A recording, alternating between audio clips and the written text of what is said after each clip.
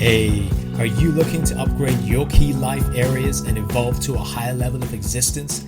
To practically harness personal growth and spirituality in a crazy, busy, imperfect world? Then you've come to the right place. My name is Prash, and this is Urban Spirituality, the show which uniquely fuses ancient wisdom with contemporary self-growth and spiritual disciplines to deliver value-adding tools, traits, and insights to help you unleash your fullest potential. We always keep it real, featuring authentic, unfiltered dialogue with guests from diverse backgrounds to inspire, entertain, and enlighten all who listen. So get ready for your dose of urban spirituality. Be present and let's dive in. One of my coaching clients this morning, she is an online coaching client, and she bailed on me. And the reason why she bailed on me is she just felt really down about the weather. She just felt she didn't want to come online. She didn't want to have a coaching session. She was down, and I reached out to her. I said, "Hey, what's up?" She goes, "The weather is it's just really off-putting. I just don't want to do anything." And it got me thinking about how much we allow our circumstances to disrupt what we're trying to achieve in our life. And it's not until a storm like this happens, I think, that some people have a wake up and realize that actually a lot of stuff that they would want to do is being disrupted. And when we allow external circumstances to present that disruption, we are always faced with a choice. But the problem is, most of us don't realize we have a choice. And I'm speaking to the converted. Most of you are in careers or you have your own businesses, and you know just as well as I do how hard it is when you are trying to achieve something, when you are trying to achieve an objective, a goal, a task, and challenges come around. Resistance shows up, whether it's external resistance due to nature, as in the storm here, or it's resistance due to other people. But when resistance shows up, we start to cave in, we start to buckle up. And so I want to just take this short opportunity to share my realizations here today in this stormy day that we've had. So I had a situation earlier this morning where I have a friend of mine at the gym. His son is going through a tough time right now as a teenager. He said, "Look, can you kind of coach him while training? You won't do a coaching session. Can you just kind of coach him while you're training?" He loves the gym. And so picture the situation. It is absolutely hailstorming northwest London. It was terrible weather. I went to the local gym. It was absolutely chucking it down. When I got there, the car park was jam-packed and there was just no space. I had to wait for 10 to 15 minutes spinning around looking for a parking space. No parking. When I got to the parking meter to get the ticket, there were 5 people ahead and the rain was chucking it down. The only thing that got me through was the determination that I am going to help this kid with this challenge that he's got. He's being bullied at school and he's got some learning difficulties. And I said, this is an opportunity to make a difference in this child's life. And it was the determination, the desire to help that child in the gym, coach him while we're doing a workout together, that put me through all that. And that got me through out of that crazy weather and into the gym. And then I had another motivation. My other motivation was that I myself hadn't trained for a few days, and I like to train. And I wanted to have a decent meal afterwards. So for me, it's like I was earning my meal. When I'm working out, I'm doing it on an empty stomach. It's a great way to fight your metabolism and really fire it up. So I found 2 or 3 great reasons why I should get myself out in the cold, out in that crazy weather, face the storm, face being blown away, and get into that gym and do that workout to help this child, to help this teenager, coach that person, and also earn a meal that I was going to have afterwards. Then I had a meeting this afternoon, and it's for a charity called Food for Life. My good friend Deb Modi is working on putting together a retreat, a day retreat, and he wanted to get a think tank together. So again, despite the crazy weather, I felt that there was a great cause and a reason to attend the meal. The meal was taking place in a local cafe. It's for a charity called Food for Life. Some of you would know Food for Life. It's an international charity, and it's at the moment its focus is on building schools for poor children in India. So it's really working in the South Asian community to provide education for girls especially.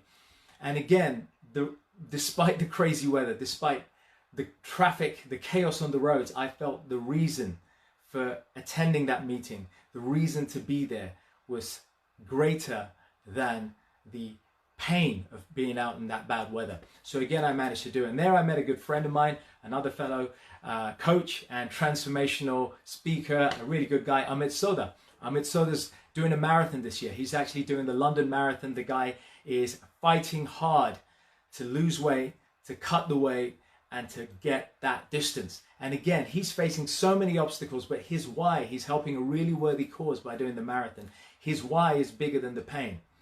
And so therefore, I just want to share this realization. We all have this in our lives, that sometimes we're derailed, not because of somebody telling us that we can't, but it's because our why isn't strong enough to overcome that situation or circumstance. Sometimes it's people. Sometimes it's our workplace or the circumstances in our workplace. Sometimes it's just nature, and sometimes it's our own health. But sometimes we've got to start to recognize that the power lies with us, not outside. We need to be able to start to recognize when we are challenged, when resistance comes up in the face, in the shape of people, places, circumstances, or things. It's a great idea to ask yourself, is your why bigger than those resistances? Is it? Because if it isn't, the resistance will win. If the resistance is met by a strong why, which is what I experienced today, my why to be in that gym, to work with that teenager, my why to go and work with this charity, because I think it's a worthwhile cause. I helped them out years ago. I found sufficient reasons, sufficient whys to overcome the terrible weather and get drenched to go out and do this. And so I put to you to discover your why.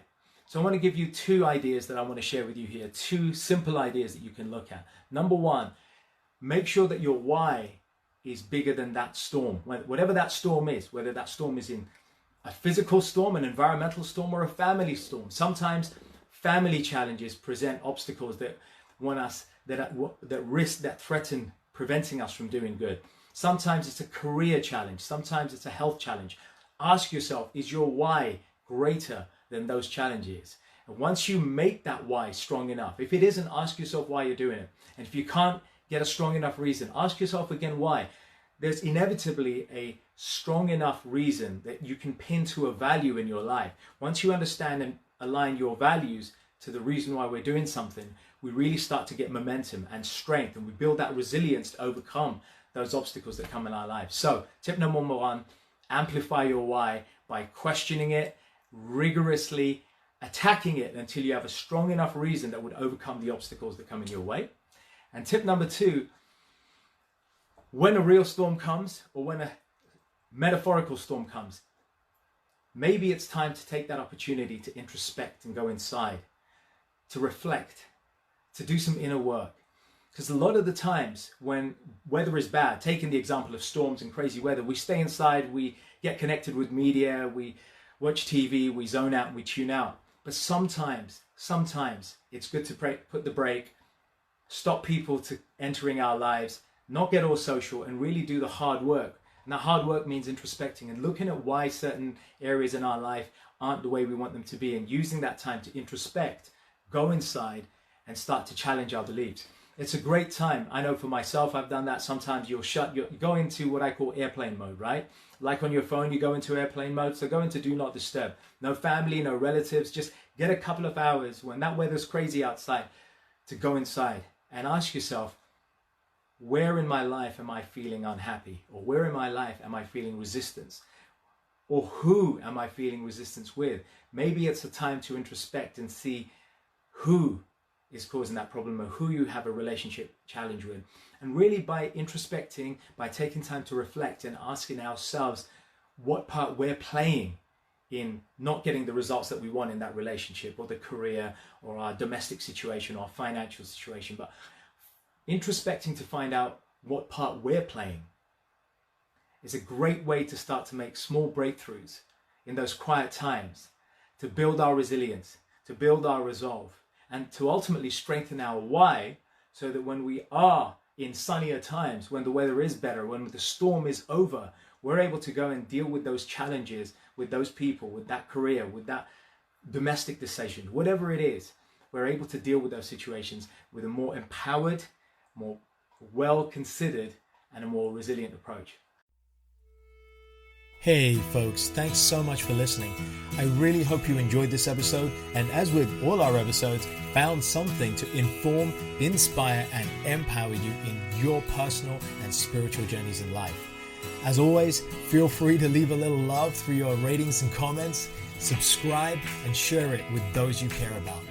And take your personal and spiritual evolution to the next level by joining us on one of our unique events, workshops, or retreats, or taking advantage of our personal and professional coaching packages. Find out more about us at mantratherapy.co.uk. I'm your host, Prash K. This is Urban Spirituality, and we will catch you on the next episode.